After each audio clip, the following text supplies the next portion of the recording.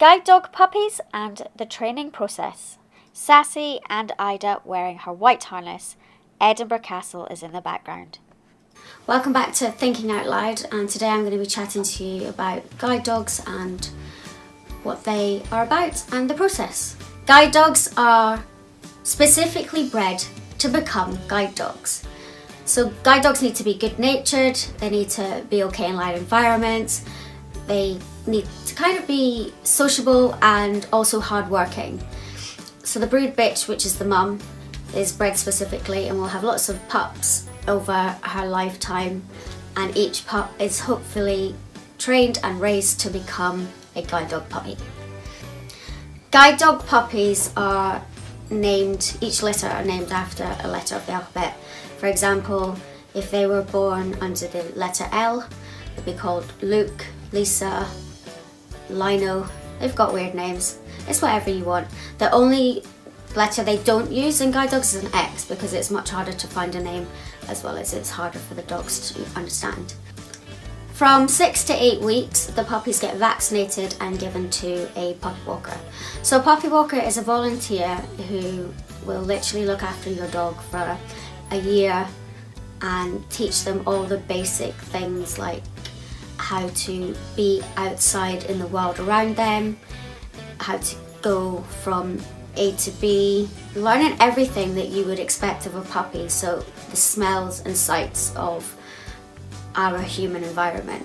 When they get a bit older, they'll learn basic commands such as sit, stay, come, and once they're a bit older, but within this year period, the puppy walkers will teach them how to travel on public transport, buses, trains, etc. So when they become a working dog, they will be used to it and not be upset. When the puppy is a year old, it will go to the guide dog training school and be taught by a GDMI. This is a guide dog mobility instructor. The GDMI will teach the puppy more advanced stages of training.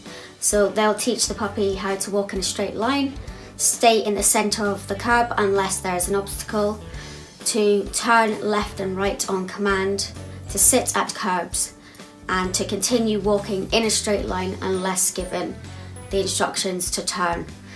They also will help by judging the width of the pavement, and for example, if there's a tree and up with overhanging branches, the dog will guide you slightly across just to make sure you don't get face with trees.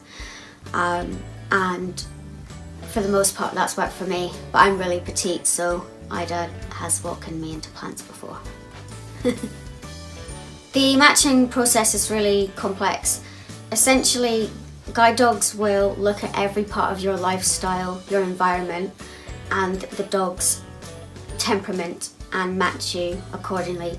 They'll even do everything from matching your stride, so if you're a fast walker or a slow walker, and if you have a preference, they can give you a specific dog that will make the waiting list longer for you as a person, but some people are specific, so if they have allergies, a Labradoodle for example, a lab and a poodle cross, would be bred for people with really severe allergies but who also need a guide dog. When you are matched with your guide dog, there'll be a 4-week intense training for you and her or him.